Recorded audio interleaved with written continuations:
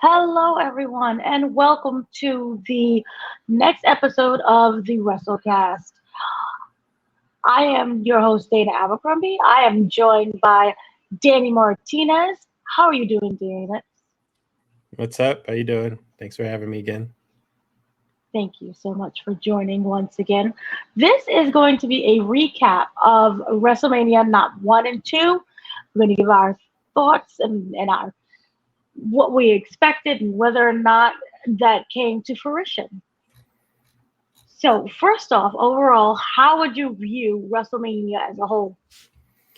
Night one, I was not happy with. It had a few nice moments here and there, but I was expecting it to stay steady throughout, and it really wasn't.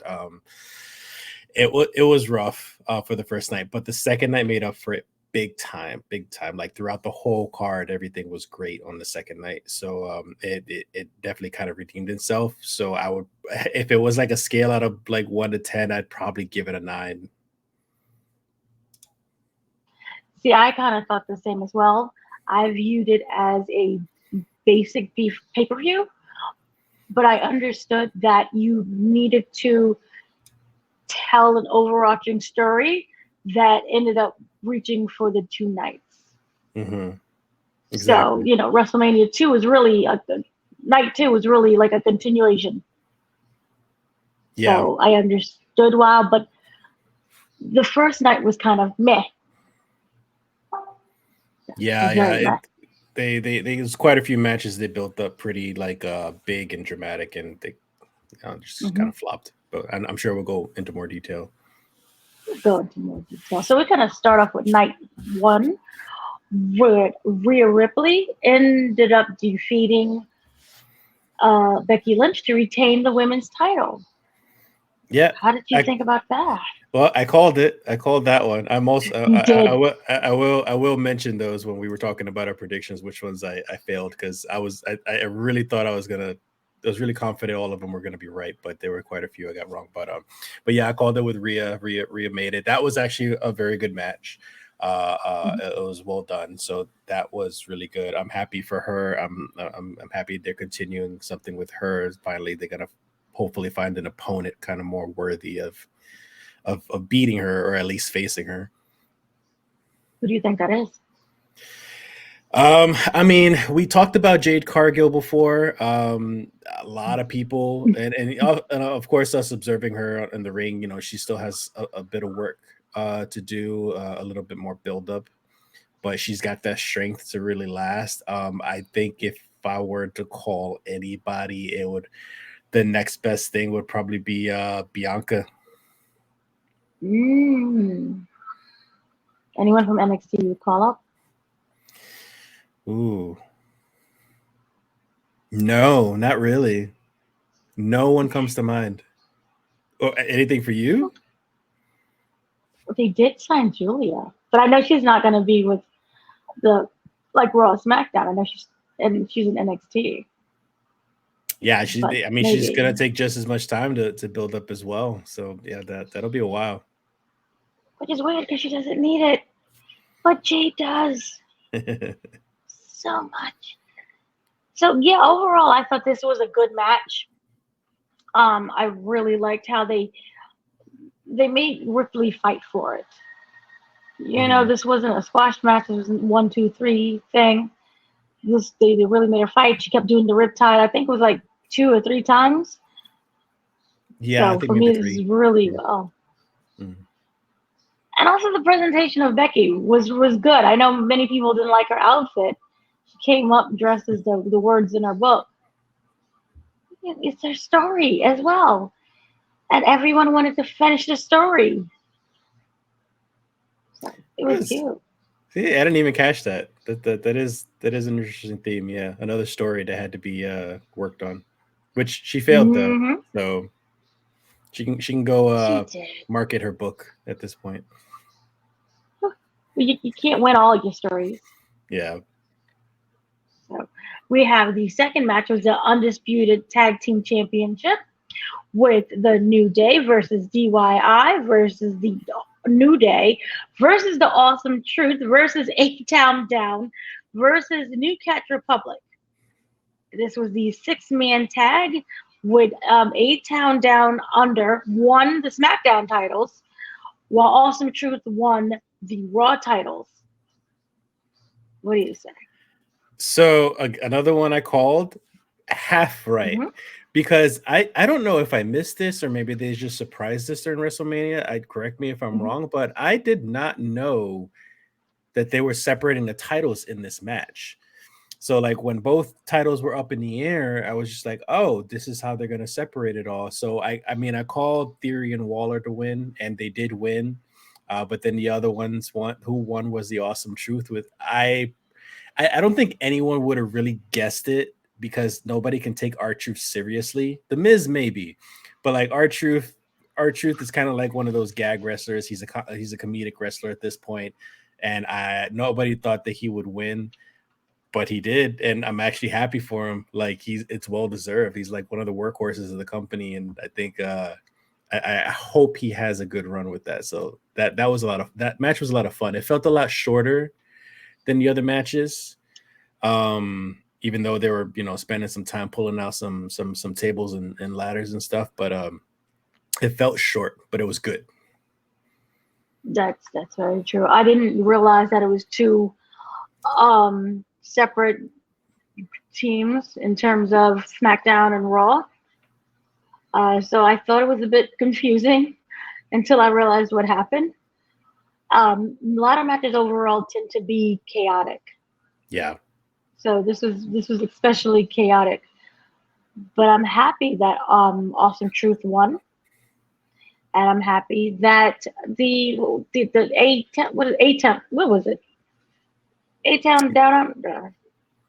Yeah, I can't take that name seriously. I just say Theory and Waller. Yeah, I don't like that either. But I do have to do. There was a special shout out to the referee who made it known that the ladder was broken. Yeah. We didn't understand what was going on. She was like, "No one's dying on my watch." Yeah, it was interesting to see for anybody who didn't see it. Like, yeah, it was what was it? Not Damien Priest. Who was it that climbing the ladder? I can't remember who it was. But someone was climbing the ladder. Grayson? And then, was it Grayson? I think so.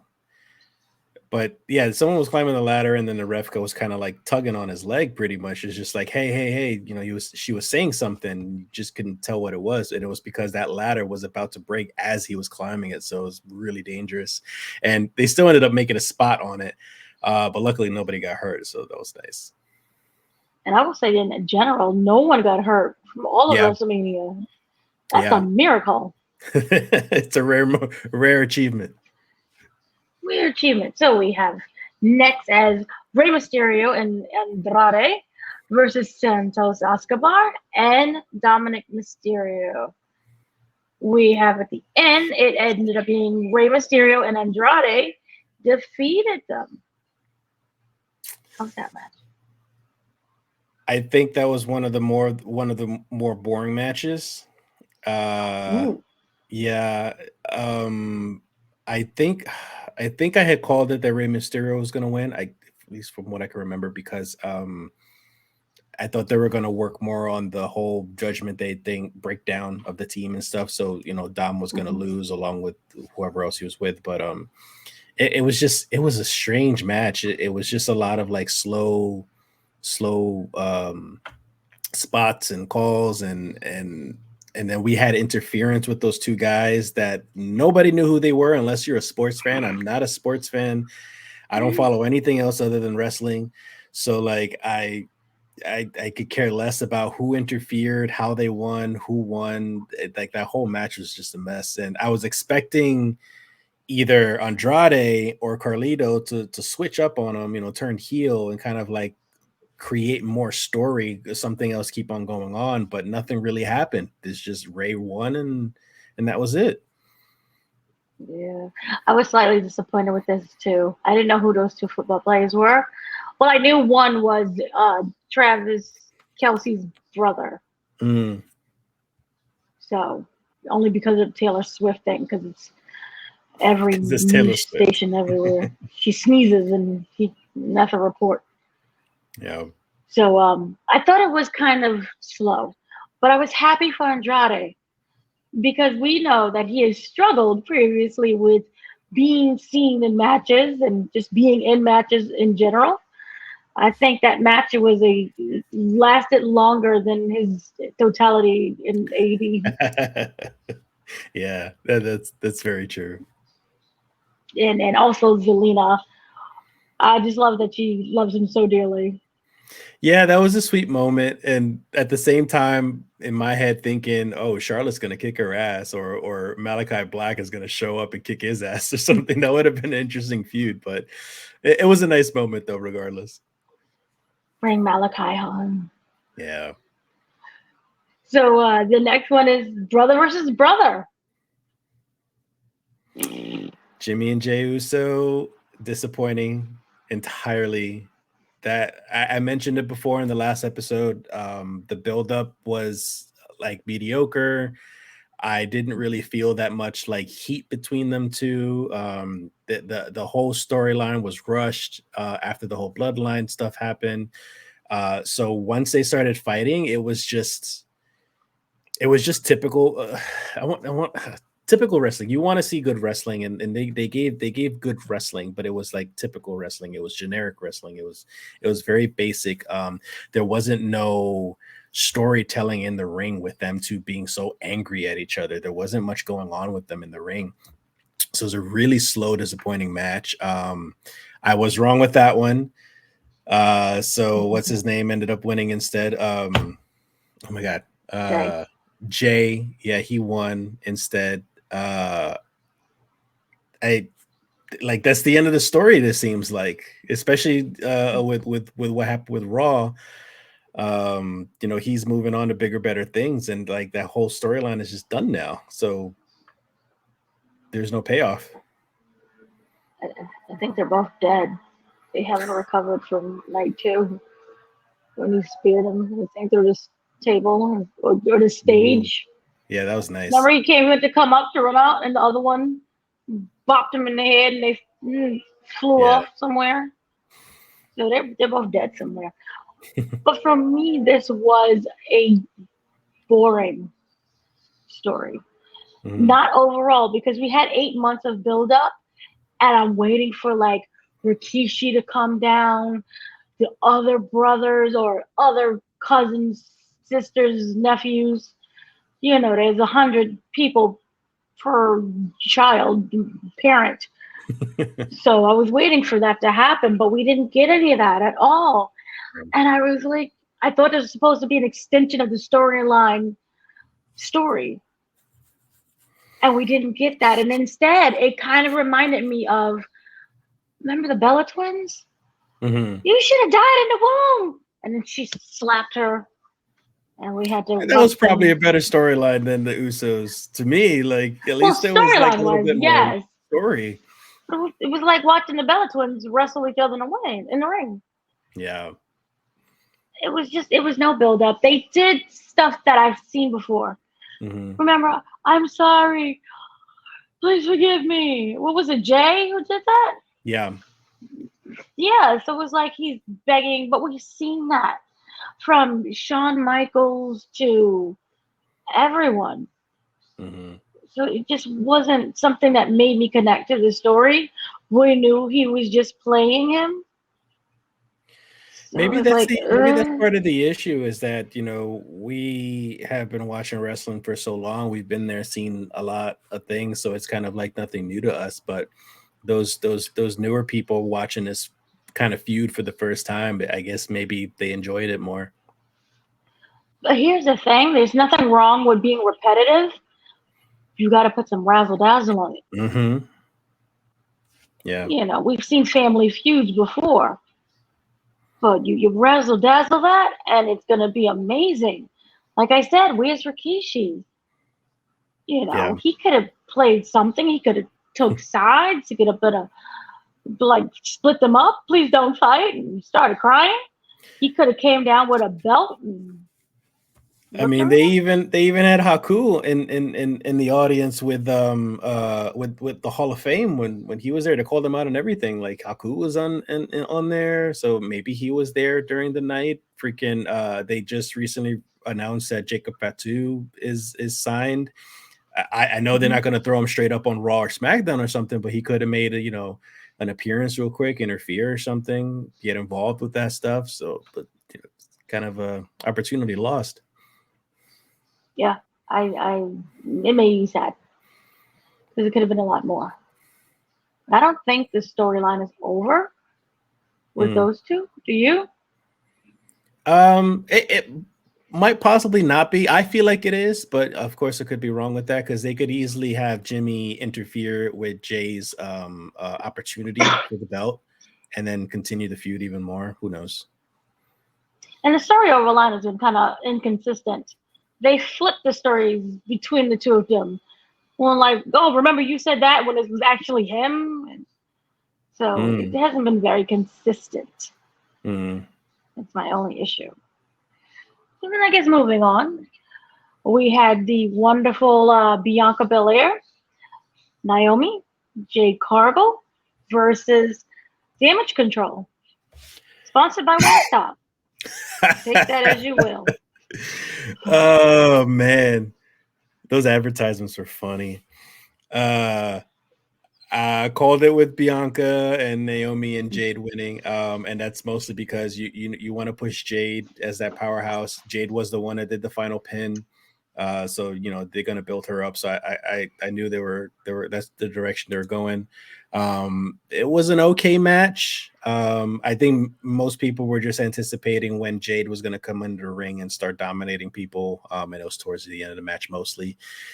And it wasn't much of anything. Not to say that it wasn't impressive, but it just wasn't a lot of it. So, but it was an okay match. I think Damage Control, like Sane and the rest of them, they're really impressive. But I get a feeling that Damage Control is kind of gonna fade away eventually. Yeah. I think like Carrie Zane disappeared somewhere within that match. So Uh, I think so.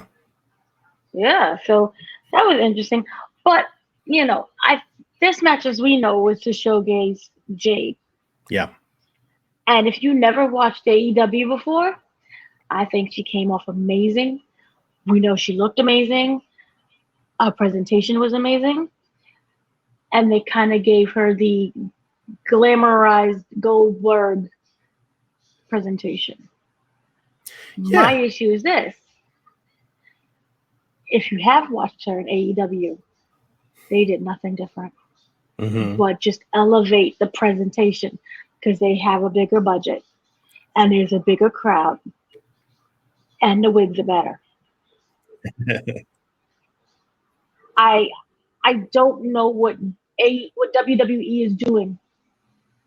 I don't know if it's true that Jade is actually that limited, and so there's nothing more they can do with her. And it's very easy to say, "Oh, look, Goldberg had a success. Look at his story." If you really break it down, was he really that great? They kind of forced him to be great in our eyes. They kept telling us, they kept showcasing, look at his streak. But at the end of the day, you break it down, he can only do two moves. Same with Hogan. So can she be elevated? Yeah. I think anybody can be. I think anybody can learn more if they want to learn more. I don't think her issue is her wrestling talent or like her library of techniques and stuff like that, and moves. I think it's more of learning how to do things the WWE way rather than the indie way, Japan way, the AEW way, anything like that. um I think the presentation stuff. We talked about this during the pay per view. I think Triple H. is smart enough to understand that people know where she's from, just like many of the other wrestlers that are coming into the company. People know where they're coming from, and he's not going to treat them like they're stupid, or he's going to ignore their accomplishments in other companies. So he's putting that into her development and her presentation, which I think is a smart idea. I don't think you should ignore those accomplishments. So I think it's working for her, and I think eventually when she builds more of a portfolio of wrestlers that she beaten in WWE, and develops more of a difference in wrestling style for the WWE's taste and stuff like that, then like that presentation will change to a more WWE centric type of like way. So we'll probably see it look differently soon, or at some point, I should say. Maybe like a year from now, like we'll probably see a different Jade Cargill. She had a match tonight versus Chelsea Green. Same presentation. Did she do well? I'd missed that. Those two moves, she hit them hard. You're keeping it simple right now. I mean, they say that with like some of those really big wrestlers, like Omos, for example. He's a huge wrestler, doesn't have many moves, but your presentation is being a powerhouse or being a huge giant or something like that. So do what works, and then we'll develop, as we go along. Mm-hmm. All right. I don't know if you can have a library one book. We'll see. Yeah. So the big talk is basically this match. Intercontinental Champion Gunther versus Sami Zayn. This is beautiful. This is a Sami story Zayn, presentation. Always the underdog, and the underdog won. I'm happy for Zayn. I love Zayn, and I love anything that he's involved with story-wise. I love his characters. I just love Gunther more. So I was hoping that Gunther would win this and he would retain, and he did not. I was hoping he would hold on to that title for a while and break some records, but Sami Zayn won, and at this point right now, I really don't know what to say other than I'm happy for you, and I hope things work out, like story-wise, and they use you properly. 666. Couldn't be me, but it was 666. He retained that title. I think that this was a very good match. This was an excellent match. Storyline wise, the presentation, even before they started wrestling, you had Sammy with his wife and his kid. Do it, Daddy. And, take the kid in the back. I don't want to see him lose. Like, we knew, like, it felt like, oh, he's going to lose. Because he's like the small man going up against the giant. And, before I think they previously referenced, when he got his butt beat and his wife was there and was horrified. Yeah. And I immediately was thinking, like, if the kid was in the ring, well, not in the ring, but watching the match, it would be like a Mick Foley situation. Remember when he got beaten to death almost? Yep, his daughter crying. Kids are crying. Yeah. So I didn't want that. But he came out, and you saw him walking through the hallway, kind of psyching himself up. And we saw Chad Gable basically saying, "You got this," giving him that little pep talk thing. And he kept walking, and we saw Kevin Owens. And I was like, "Oh my God!" That was nice. That was really nice. And this match was brutal. I think it showed, like, Sami Zayn has it. It was only waiting for the company to pull the trigger. I don't know if they would have pulled the trigger if He Who Must Not Be Named was still there. Yeah, I don't think so. I mean, Vince is he likes things. He likes things going. He likes things to go his way and his way only. He's not very flexible with things. So, like, I think Sami Zayn and his religion kind of it played a big part in the opportunities that he had, especially because they have the company has such a big relationship with Saudi Arabia, and Sami Zayn wants nothing to do with that. So it took a while for that. Obviously, it took him a while for him to warm up to that, and he eventually did show up. I think it was last year's when he showed up on that one, right? Mhm. But he refused to show up a couple times, and I know that hurt him big time. So like, you don't do what the boss says, the boss is he's gonna punish you, and I think that was a part of it. And another thing is, Sami Zayn isn't exactly the perfect wrestling physique, like not just size and muscles and stuff, but just like, the face and the hair and all that stuff. He's a very different type of wrestler, and it didn't really fit that much. So again, the underdog, and look where he's at now. So I'm kind of happy for that. Yeah, it was very Rocky-ish, and I loved how they just did the presentation of everything. And then when he won, and the crowd was just so happy for him, Yeah. and I really like that. So then the next match will be the final match of night one, which is Brody. Why did I call him Brody? Cody Rhodes and Seth Rollins versus The Rock and Roman Reigns. The match no one asked for. They got anyway. It was a bit convoluted, but it made sense and it all worked. What are your thoughts? It made sense to an extent, I guess, because again, I'm still confused as to why Seth had to insert himself into it, but the match still worked. The match itself, I think, overall, it was okay. I was very pleasantly surprised, though, that The Rock lasted as long as he did, because I really thought the biggest reason why they wanted to do a tag team was that The Rock can still participate, but have the other three do most of the work, so that way The Rock doesn't get blown up and just exhausted with 2 minutes within the match. But he put in work. He put in work. He was in for quite a bit, and even after the match, when him and Roman won, he still looks normal. He looked like any other wrestler finishing a match. He was a little bit winded, but he wasn't like too much like blown up or anything. Like, he was cool, he was chill. So I was like really surprised that he really got into shape for this. So it was an okay match. I think it was more for the story, so it worked out very well for the story. But that was pretty much it for me. Okay. I thought it was a wonderful match. Yeah. I like the fact that Seth was there, because you have to go all the way back to the Shield, and this connects to night 2. Oh yeah. Remember, it was to set up. I feel like it was to set up, the whole "I'll be your shield." It was that name play, and we know the history of Roman and Seth with the Shield. So I thought that was beautiful. We know the whole history behind Rock and Roman. We know Cody's story.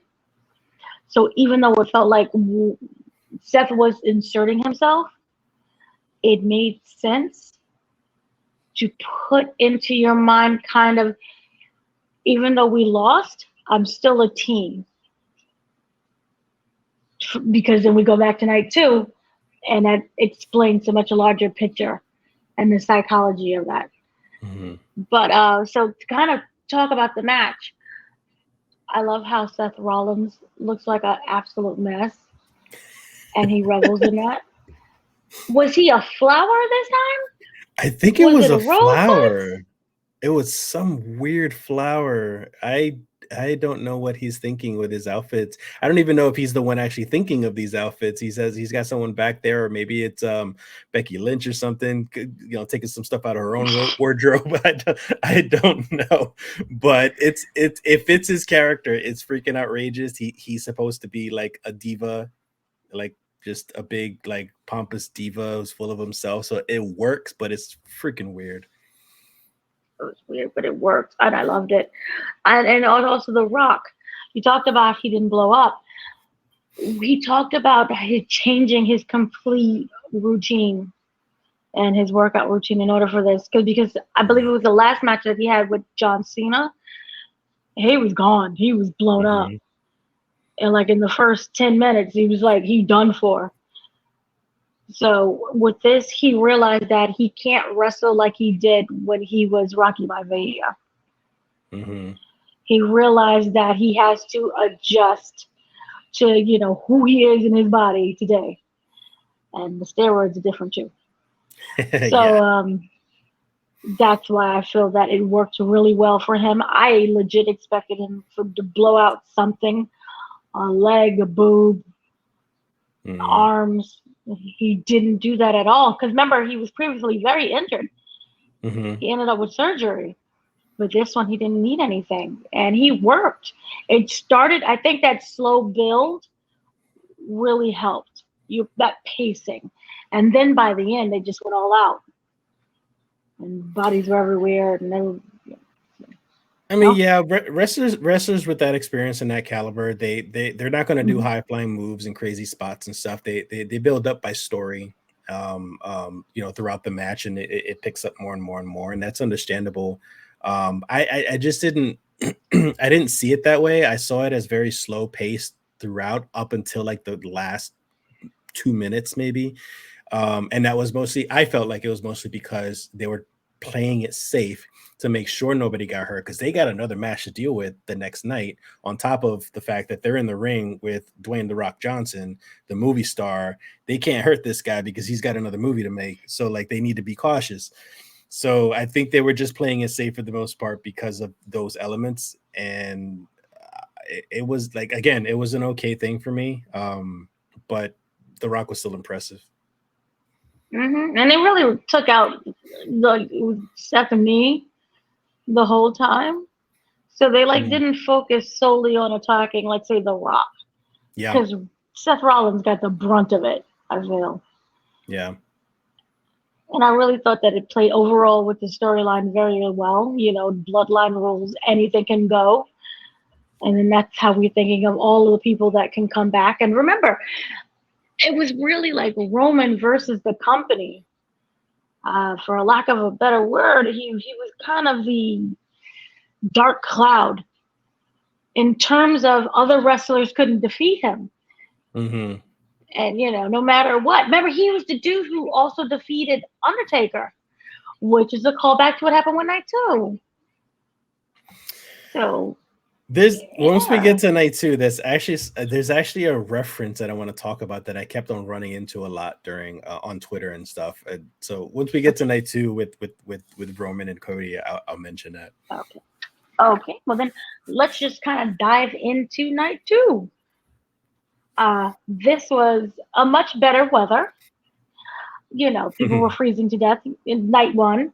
This was Yeah. much better. The acoustics were better. When you're alive, you could actually shout and make noise. So for night two, we have right off the gate Drew McIntyre versus Seth Rollins in the greatest match I've ever seen. The biggest clown. What would you call it? Trolling. Or Drew Swerve or McIntyre got something out on there. trolled. Yeah. Uh yeah. The match was pretty good. Drew won. Good for him. For those who haven't seen it, Drew McIntyre won, and I was happy for him. He well deserves it because I'm a fan of Drew McIntyre, and it was upsetting for him to win the world title during COVID with no audience on WrestleMania, beating Brock Lesnar of all people. And I felt like there was no recognition because we didn't have an audience, we didn't have that energy, we didn't have that we just didn't have the energy from the audience or anything. So it was bittersweet when he won. So him winning it again, it was great. I was happy for him. And then his dumbass just had to start talking to CM Punk. He had to start like rubbing it in his face. Like, it was so well done. Like, it was so well done that he sat on the commentator table because CM Punk wasn't commentating, and he was just rubbing that bet on his face, just saying saying, you know, like this is his moment now. He's got this, and picks on CM Punk. CM Punk, of course, always the trickster. He takes off his arm brace. Pretty much, I guess he's revealing the fact that he's not as injured as we really thought he was.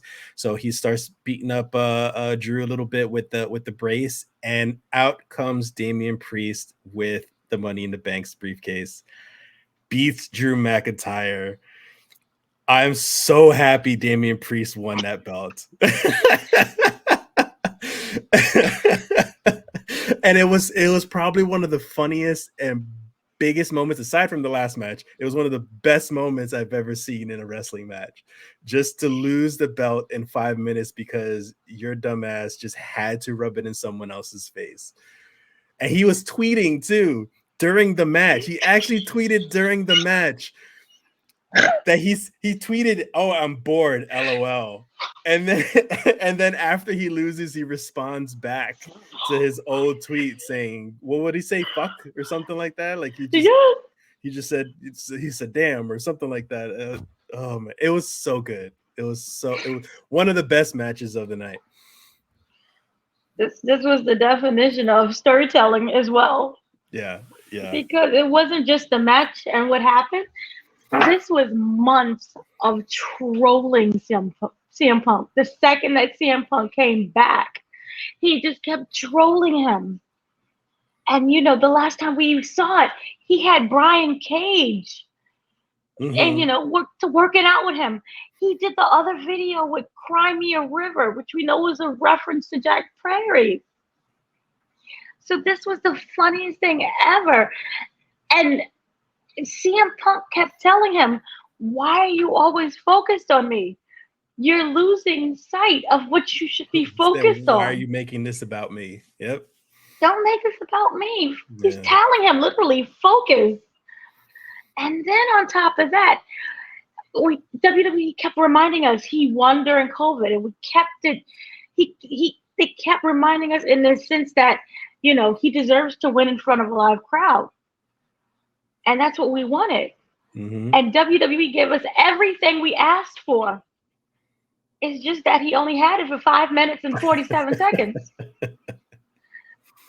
That was the funniest thing ever. And then the greatest part was CM Punk doing the blow, the kiss blow, the blow and the kiss thing, which is a reference from when he first left. So this whole thing was just social media perfect. I love this so much, and the tweeting even during the match, not during the match, but like literally, you just brought it up. What about I'm bored at work? Yeah, I don't know who tweeted that out. And there are funny tweets out there throughout the whole thing. Like if anybody doesn't follow Drew McIntyre's Twitter, you got to follow his thing, because he's still posting stuff even now, and even then. Drew had posted up a meme of do you know that meme of Andrew Garfield Spider-Man, like he's like going down like this on a gravestone or something? Yeah. He posted up a couple of those things making fun of CM Punk, and then immediately on CM Punk's Twitter posted up a picture of himself down on Drew McIntyre's grave, pretty much. And like the Twitter feud between them back and forth is so much fun. You guys got to follow them. It's hilarious. It's amazing. For a man who does not like social media, CM Punk is hilarious. Yeah. But I'm happy for Damian Priest. He is the first Puerto Rican in 50 years to win, and dudes from the Bronx too, Boricua. Like, he got to represent. I'm so happy for that. So you know, more power to him. I hope it works out for him as well. Freaking bisexual Undertaker, or as what is it that we called him today? Bondage Undertaker. Bondage Undertaker. So whatever works. They just keep messing with that man. It's hilarious. But I am very happy for Damian Priest because he deserves it. Yeah. And see, everyone finishes their story, because remember, Damian Priest started years and years ago as like just, I think it was a security guard. Did he? He was much bigger, Yeah. and he was like a security guard. Mm. You know, one of those extras that they use. Yeah. So to see him now, the winner, it's amazing. Yeah. And the whole CM Punk was just so good with this. And what's interesting is I really feel that CM Punk is at home. Like you really feel that he is a part of WWE. Yeah. Yeah. It also seems like I was thinking about this when the whole Drew McIntyre and him thing was going on with WrestleMania, was that like, oh, this is what they're pushing right now. So it kind of seems like CM Punk is okay, really is okay with not always being championship focused. Like it's always about him trying to get the belt. Like I don't think he cares about that. He cares about a good story, and that's what he's doing right now with Drew. So I'm just now realizing that. I still think that, you know, obviously he would like the belt. He's always been chasing after the belt, and then he always gets freaking hurt. But it's nice that he's focusing on something else other than the belt. Yeah. And what's really funny is the fact CM Punk kind of teased the fight. Oh, sorry. CM Punk teased the fact that his arm was okay. When he was on Ariel Helwani, he kept saying, "This one's healing fine." Yeah. And that He was when also he took the said brace off. he said something like I'll be fine when the story demands it, or something like that. Like I'll be fine Mm. when the story is right, or something along those lines. So that the story was right, I guess, at WrestleMania. Oh, it was funny. But yes, congratulations to Damian Priest for making history. And Judgment Day came out and celebrated. We thought that the Judgment Day was going to be in shambles. They're Complete tighter than ever. opposite. Yeah. They were happy, and Mommy came out. I don't think she even had makeup on. That's just how like Cinder was. I love how they played on that. Yeah. So yay. Then next was the street fight match. Wait, yep, the Philadelphia street fight. That was supposed to be like an ode to ECW. So we had Bobby Lashley and the Street Profits versus the Final Testament, with the Street Profits winning. Yep. Called that one mostly because I know that they're trying to push the Street Profits. I think they're a great tag team, a lot of fun. I don't think either Karrion Kross or the Authors of Pain are not taking that seriously. I love them. I think they're just as talented, but I don't think they ever really catch a break. They're really ignored a lot when it comes to pushing them forward, story wise, career wise. They're in. I know jobber is not the best word to use, especially for them, because they're not jobbers, but they're pretty damn close to it, because that's pretty much what they do, is that they're used as setups for other people to be pushed. I was pleasantly surprised, and it was a lot of fun to have Bubba Ray as the special referee. That was not announced until the match started, which was fun. So that kind of added a little spice to it. I was happy overall with how the interaction was with Bubba Ray and the Street Profits, doing like the callback with Devon and the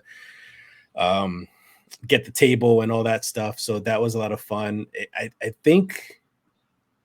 I feel like the match was more for just plain old good entertainment rather than pushing a story. So Right. you know, you get the attention of the Street Profits because they're pushing them, but it was mostly just an entertaining match. I kind of completely agree. I feel really sad for Karrion Kross, because ever since NXT, he just cannot catch a break. Yeah. And you know, they released him. Triple H brought him back, and you thought it was going to be like better than ever, and it just didn't work out that way. So I think he's just floating around, and this is just, you know, a team up that just threw together. Sorry, it doesn't feel really authentic. So I feel sorry for him with that. I think overall the match was okay. Like this could have been on a SmackDown or a Raw, Yes. and it would have been fine. I know they tried to add the elements of ECW to it. They're in Philadelphia, so that does make sense. But it just didn't feel ECW-ish. I don't know They why. wouldn't know We where to needed Joey begin Styles. with an ECW match. They did okay. You know, I like the Street Profits. Yeah. So then which didn't break up. Oh yeah. Uh, Which is all good. I'm sure it'll come up at some point down the road. or New Day breakup. So then next we have AJ Styles versus LA Knight. Yeah, versus Flat Earther. I did not really. I zoned out through most of this match. I love LA Knight and I love AJ Styles. Been watching him since freaking TNA. He's in the best physique of his life. He looks amazing. He still moves amazingly. LA Knight, he's still a freaking character. I love them both, but the match itself was just like I just move on to something else. I kind of zoned out, so I didn't really care too much for this match. Yeah, but I will say everyone looked good. LA Knight is like 41. Yeah, he's still in demand. People like him. He's selling merch. So yay for him. AJ Styles, he's still moving really good. He's about to hit and 50. He's older than. Jeez, that's amazing. I can't even touch my toes. So I really did. I like that very much. And LA Knight ended up winning, which is a crowd favorite. Yes. I do feel that AJ Styles needs like a big one because he is 50. I think he's winding down.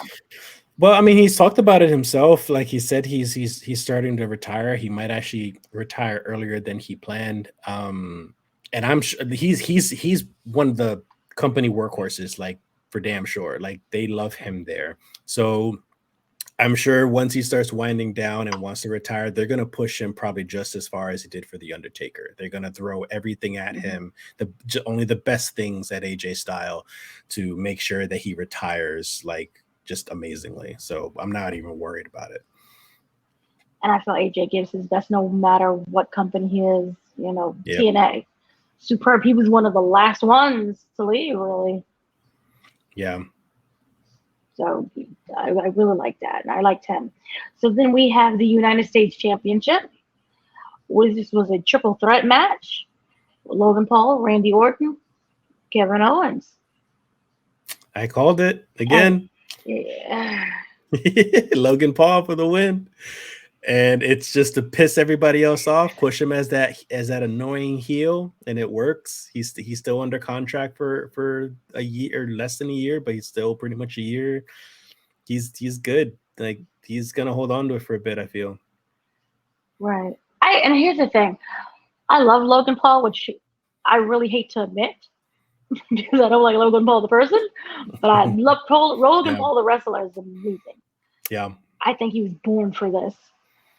Entertainment, athletic. They talked about previously the social media. He knows how to talk. He has his own show. He's really good in that realm.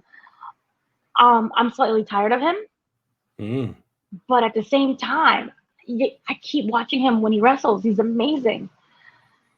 I do feel that he should have dropped the title, but we understand why he didn't. SummerSlam is in his hometown. Also, AEW, where did AEW come from? WrestleMania was basically sponsored by his company. Yeah. Remember, Prime was in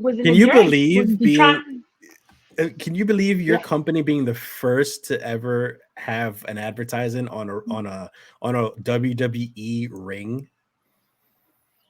That's amazing. That's incredible. Don't drink that energy drink. I want y'all to live. I just stick with Red Bull if I really need it. I'm good. Yeah, but who would have thought he would have bring so much to WWE? Yeah. Including the advertisement. Yeah. So good for him. He's a businessman. But I don't like him personally, but he's a good businessman. Absolutely. And I do feel that this match, he elevated the match. I think everyone brought their A game with this.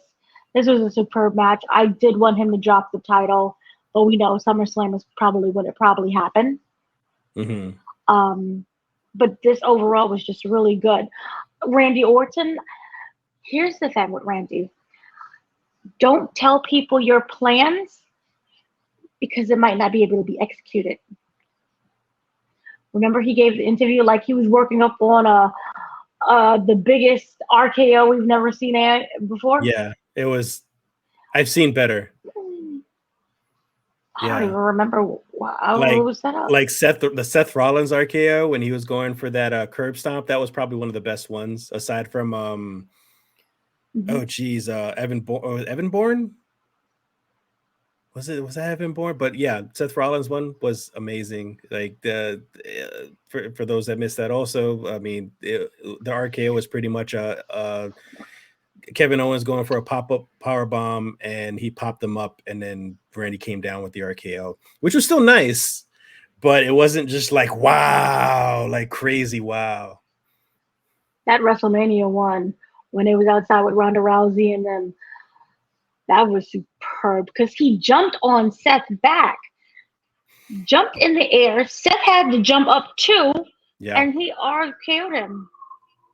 Yeah. That's when you gotta have wrestlers who that chemistry is good and you know exactly what it is you're doing.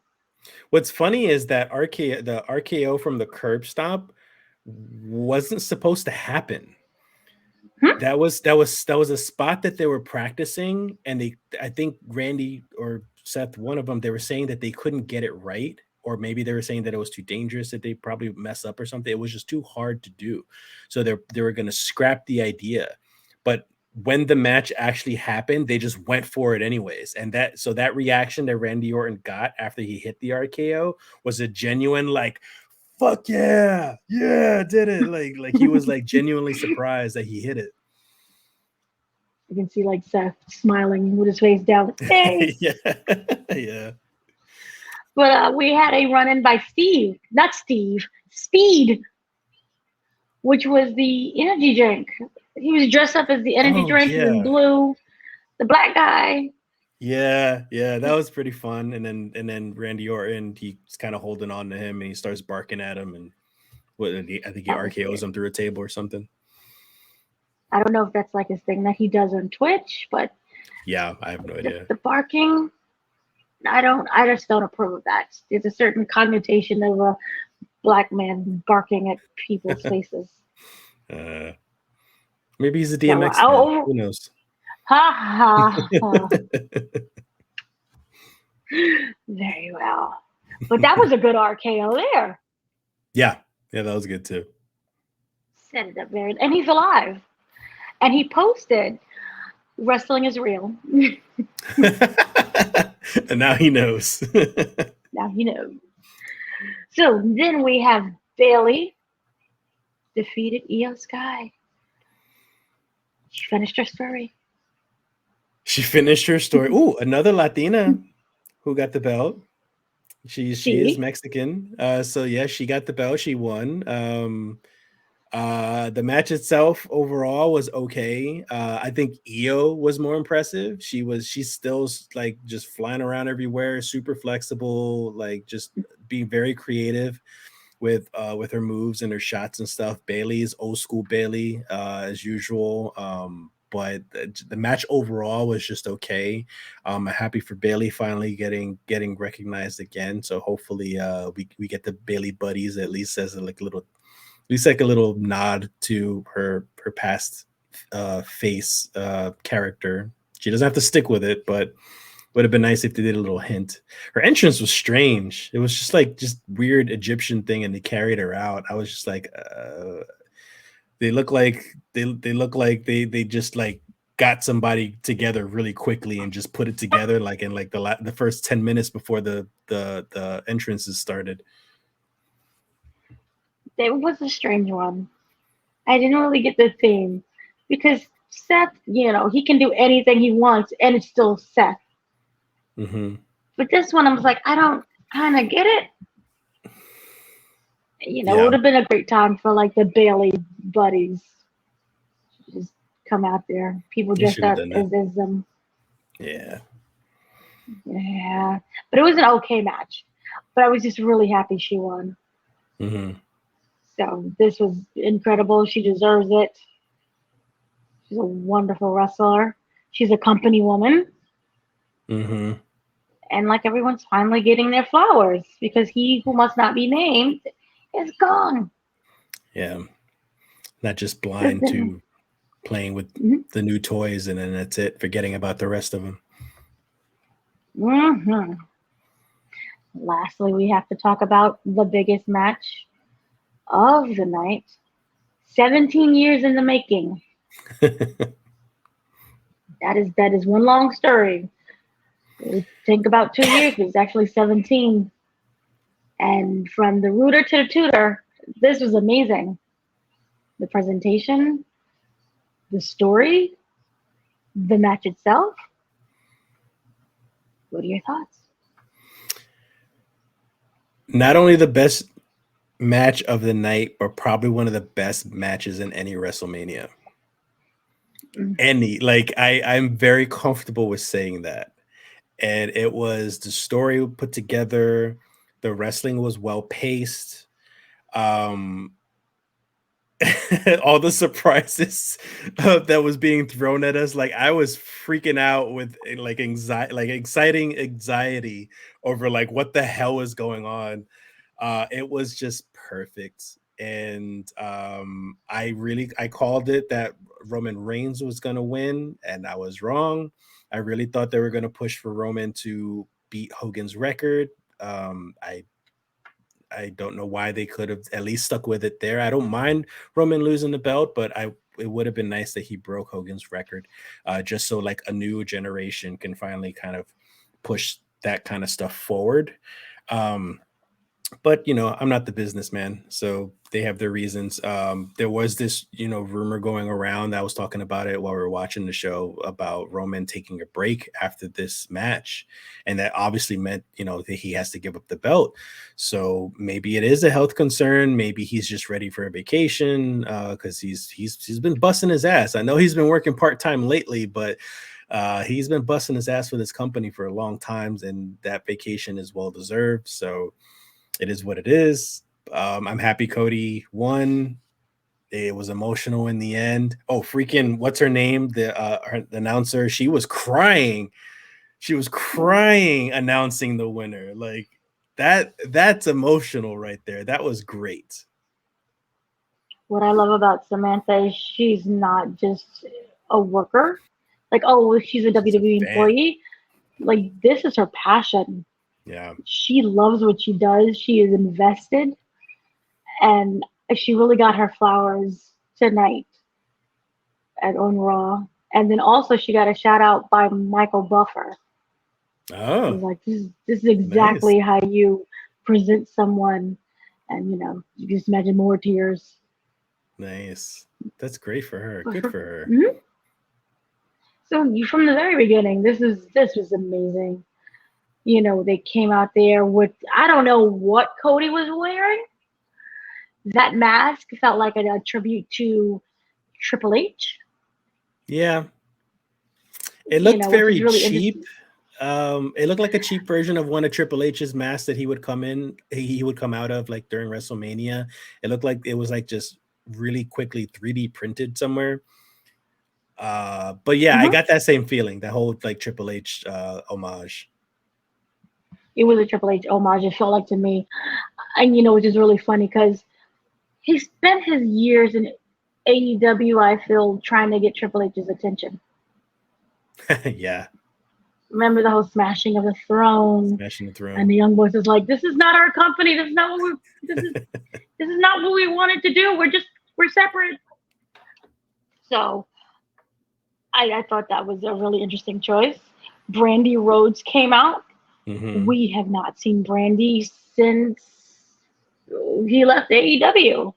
I think even before that, she was. They were trying to push her as a wrestler, and it just was weirdly not working out, and then she eventually No, disappeared.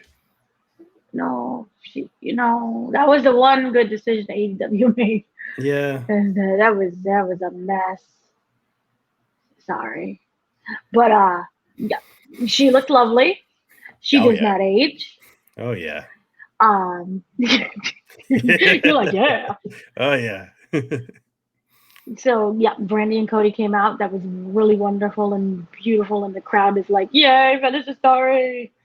And then you had Roman come out. Really interesting. I thought he would come out with the family, hmm but he didn't. He came out with Paul Heyman, and it was just him all alone. Because head of the table, which kind of wait, we have to go back for a second. In night one with the match with the Bloodline, how it ended was very interesting. Where The Rock kept saying, "Tag me in," and Roman submitted that to The Rock, and it Yeah. was actually The Rock who finished off Cody. Yeah. And I think that tag really represented Roman acknowledging that The Rock is head of the table, and this plays into what we saw on Raw. So with Roman being by himself, I thought that was really interesting. And this is like this is the final battle that he's gonna do on his own. And the match itself was just wonderful. And then we have to talk about what happened because we knew we had this discussion previously that everyone that kind of that Roman Reigns wronged, defeated would come back. I expected more people. Where's Hornswoggle? We didn't get that. Austin, Hornswoggle. we didn't get that. So Mhm. go ahead. Go ahead. I'm sorry. No, go. Well, so I was gonna make a point on that, and that's when I mentioned when we were talking about night one. So there was Mhm. something on Twitter where a lot of people making this point that people were getting Avengers vibes out of this whole storyline with Cody and then Seth and then other people kind of like butting their putting their nose into like this whole feud going on. And I was just like, I think they're just reaching. They're just kind of like overanalyzing things a little too much. Like, so I paid no attention to it. I was kind of annoyed that they kept on running into it a lot. But this match just proved it. So again, like to go over it, it was Jimmy Uso coming in first to interfere. You're expecting, oh, Cody's gonna lose. Out comes Jay. They both fight. They disappear into the distance, and You're dead. Cody and they're dead pretty much. And then Cody and Roman Reigns are there to fight again alone. And then again, another interference. You got Solo who comes in, and then Solo comes. He does a couple of his finishers. He does quite a bit, and I honestly thought that was going to be it. Like Cody was done, and there was a couple of pins, a couple of scares, really close calls, and Cody still kept on kicking out. And then who comes out for Solo? John Cena.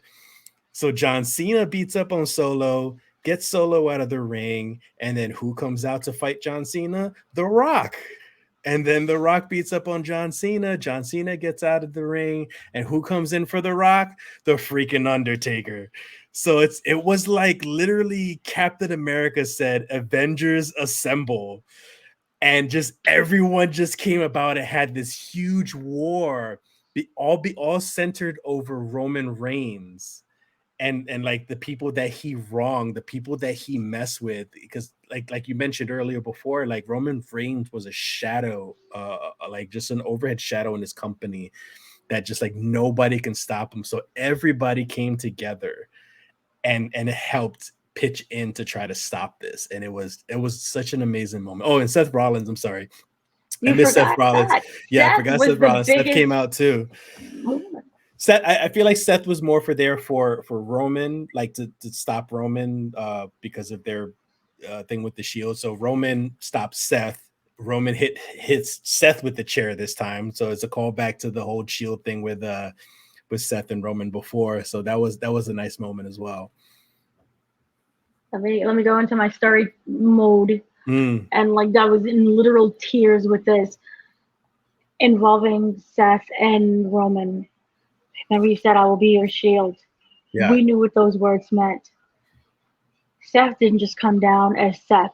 Seth didn't come down as, the Joker or still dressed as a flower. He came in as a shield. With the riot gear. Knowing with the riot gear and the original music.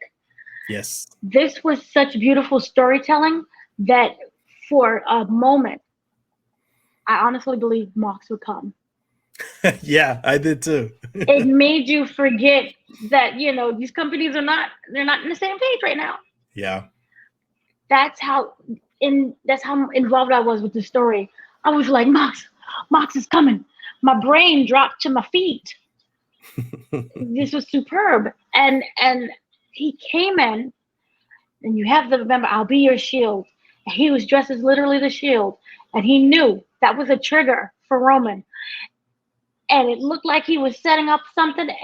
And in 2 seconds, literally, Roman bopped him in the head. Just like, the callback as you said before. But this was even something deeper. Because if you go back to that time, when he crossed Roman, he was the bad guy. And since then, he's kind of been the bad guy of the company, the jokester, right? Look at his ego. I felt that this was the moment when Seth was redeemed.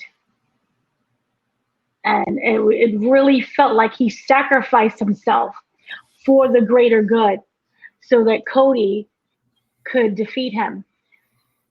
Not only finish his story, but you strip the power completely away from the bloodline. Mm-hmm. Your king is dead. Cody is now the new king. Seth is redeemed. And the company is the new. And they kept teasing, this is a new era. And we all know why. But for Seth, this could be a new page for him. Where he, in terms of, he's still the troll. That's what makes him lovable.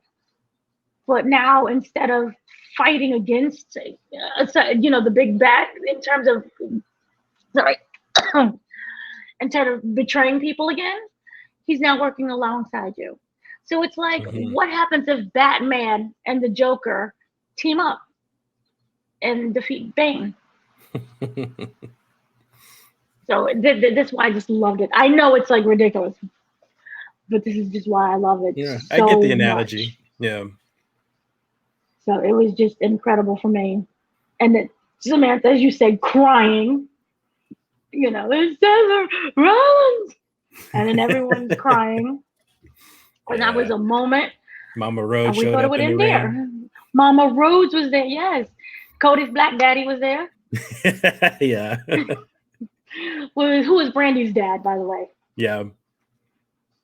So this was so amazing, and it didn't end. It didn't end just there. Mm-hmm. We had the huge celebration, and which is really interesting. Roman and Paul Heyman are walking out of the ring, defeated. The Rock looks like he's just disgusted, and this is when I really wish that The Rock would have turned on Roman, and like you lost, and like beat him with the Widow belt. Yeah. But instead, they walk defeated, and everyone that Roman crossed come into the ring. They don't even acknowledge him. He's invisible. Mm-hmm. So I'm like, oh, storytelling. And then there's this video floating around where he's like just defeated, and Paul Heyman hugs him, and The Rock is just disgusted and keeps walking. And Roman looks like he's crying. So it was amazing. And then we had everyone come to the ring. Like, this was really like the hometown hero. This felt like a huge story where the company was like, finish the story. And that was amazing. And Cody's crying. And then he called out Triple H. And Bruce Pritchard, which I didn't know he was allowed to do. Yeah. I don't know if that was even planned. I don't know if that was because Triple H, when he called in Triple H looked a bit confused himself. So I don't know if that was part of his act or that was a genuine confusion. It was I think it was a weird it was moment. part of it. Yeah, it was weird because but it was beautiful weird. Yeah. And then they came out and they presented the Rolex, Yeah. which was his dad's Rolex. And he said to him, "I will give you this, when you win a championship." Something to that effect. Mm-hmm. And he asked him before he died, "Where's the Rolex?" And he explained that he pawned it in order for him to get his son to one of the matches or somewhere. And Triple H and Bruce Pritchard tracked down that exact Rolex and presented it to him. And I'm like, this is beautiful. So do you think they're gonna use that as like a story device, like as like a little prop or something? Like I don't know how true that really is. I feel like that's part of the story. And like maybe one day down the road they'll involve his daddy's watch, and his daddy's watch is important and somebody breaks it or steals it or something like that, like as part Oh, of like a story to like piss off Cody. I don't know. Like I find it a bit hard to believe that they went to track down an actual watch. I don't know. That's and like I hope that it's real. Yeah. Or maybe they're like, "Oh, it's the watch," but it's really not. But they tell Cody that it is because it's sentimental value. Yeah. Like when you kill a pet and they're like, "Oh, look, here's Harry the whole time." You get a But you got it duplicate. from the Yeah. pet shop? I don't know. I never thought of that. That would be so mean. I mean, I'm sure Cody's in on it. I'm saying, but like, I guess Yeah. it'll be mean towards us fans who probably think that it's real, if it's not. Very true. Very true. Mm. And then kind of connect, because I know you didn't watch Raw, but Yeah. Cody came out, gave his huge speech that you've heard 1,000 times before. The crying, everybody's crying, yay, Cody. The Rock came out and was booed mercilessly. Of course. I mean, just viciously. And basically stated that, they looked at each other's belts, which is really awkward. The crowd was even chanting, "This is awkward."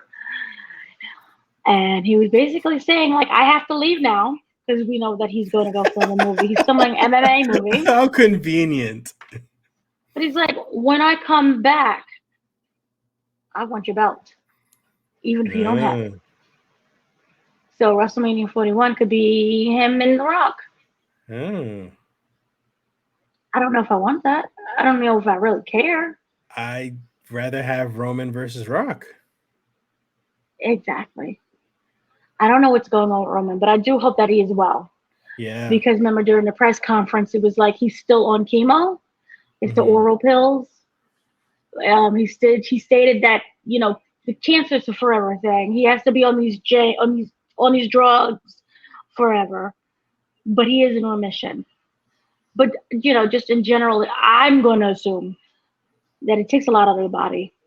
Oh yeah, absolutely. And I'm grateful that he lasted this long, but he deserves a break, and it's okay that he takes a break.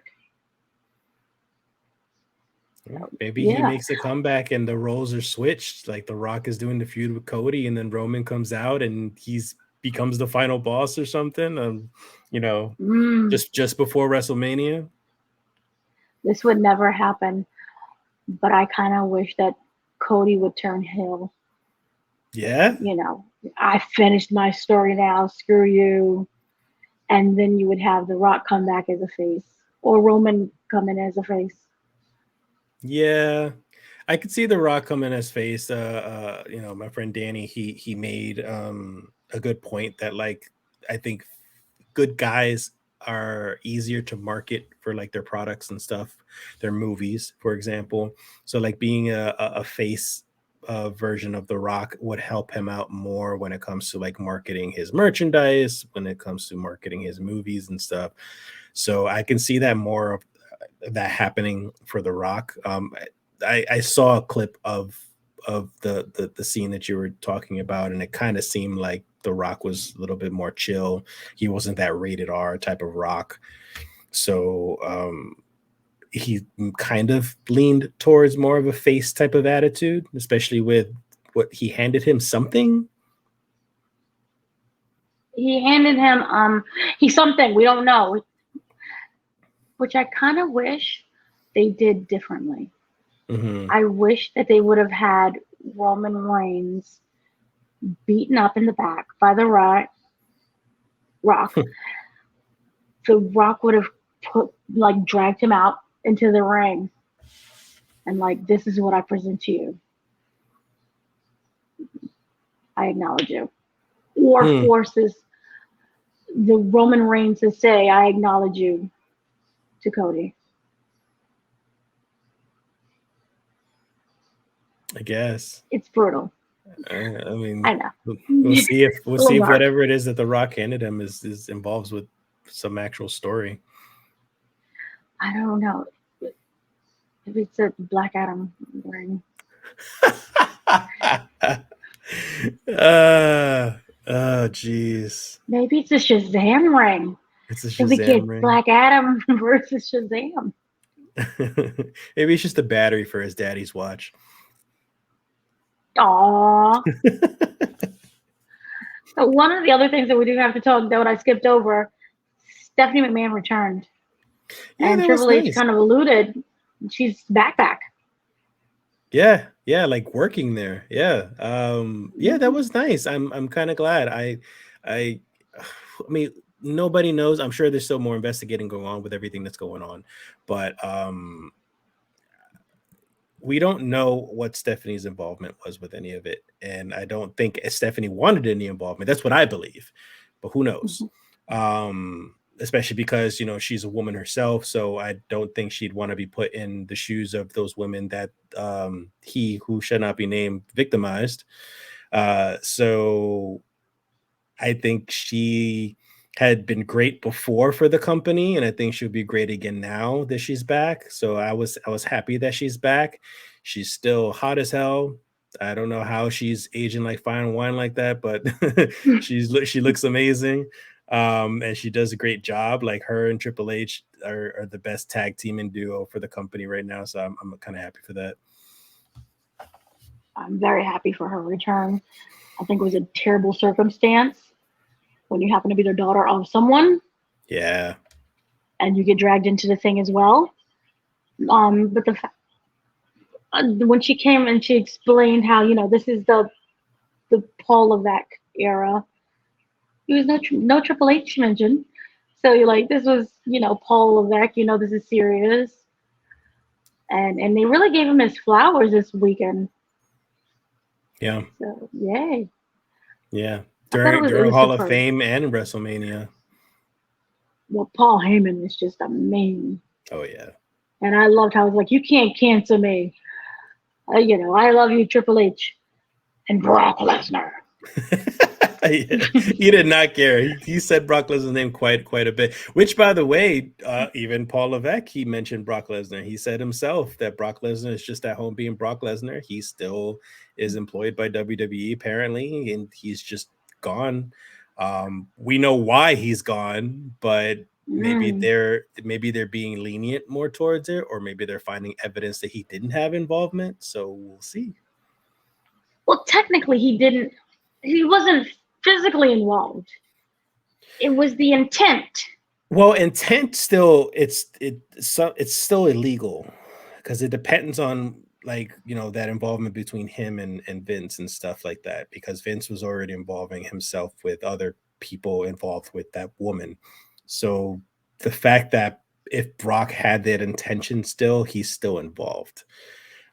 Which is not as an extreme legality to the point where he can get life in prison, but he can still get penalized in some sense because of the minimal involvement that he had. But the thing is also is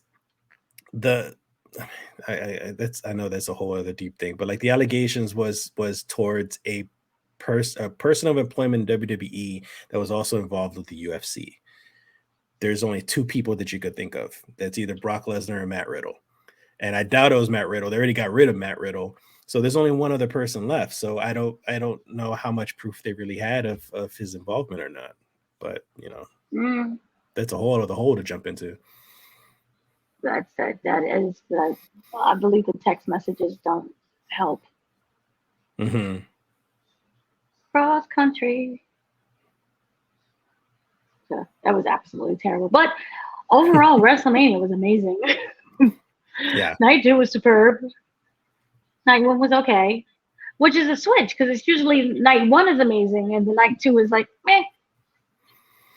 Yeah, yeah. Again, this is the first WrestleMania without him. This is the Paul Levesque WrestleMania. He set things up differently, and it worked out very well. No America the Beautiful. It's kind of like a build up. So night one was okay, and then just build up to better and better and better to like probably one of the biggest matches I've ever seen. I agree with you completely. Even they changed the music. No more America the Beautiful. Oh yeah. That was superb. Yeah, that's true. So I think overall this was great. Is there a grade you would give him? A grade? Yeah. I mentioned before, a 9. Like night 2 redeemed it for me. Like I know night 1 was just okay, and we got through it just fine. But not now in retrospect, because like I mentioned before, it was a gradual buildup, and I think that was done on purpose. Night 1 was just okay. Night 2 redeemed it, so I'm definitely giving that like the full experience was a 9. I agree with you. I was gonna say 9.5, but Night 1 was like meh. Yeah. So I agree with you completely. So then overall, that is there anything you would like to say? Anything you'd like to plug? Mostly just same coalition stuff. I'm mostly involved with the gaming part of the coalition. So if you guys are into gaming, check out the Coalition Gaming YouTube page as well as the website where you guys can check out game reviews from a bunch of our contributors, including myself. Wonderful. And I have a bunch of interviews and movie TVs. So if you like that, you go to it's on the coalition.com as well, and then also on this YouTube page. So that will be it for tonight. We'll convene sometime later this week or this weekend to talk about the AEW footage of CM Punk murdering Tony Khan and then This basically killing Jeff Perry. this whole thing is more childish than the WCW than the Monday Night Wars. But I do feel WWE would have pulled the same thing against WCW. People have gotten way too soft. Y'all forget how vicious WCW and WWE were. Yeah. I mean, they were. Remember live on air, they're telling Bischoff. how the match is going to end.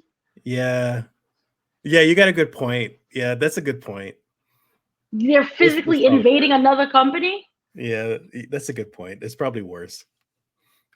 Yeah, they're stealing talent. Yeah. Remember Luger? Yeah. Remember NWO? We'll see. Remember that whole situation, how that happened? We'll see how much it escalates. We'll see the video and see the reaction of everybody else and see if this gets worse or better. We'll see what happens. Overall, it's a marketing ploy. Yeah. Well, let's see how this works out. So we will be back when we're back. Have a good day, evening, night, whenever you're watching this. And thank you so much.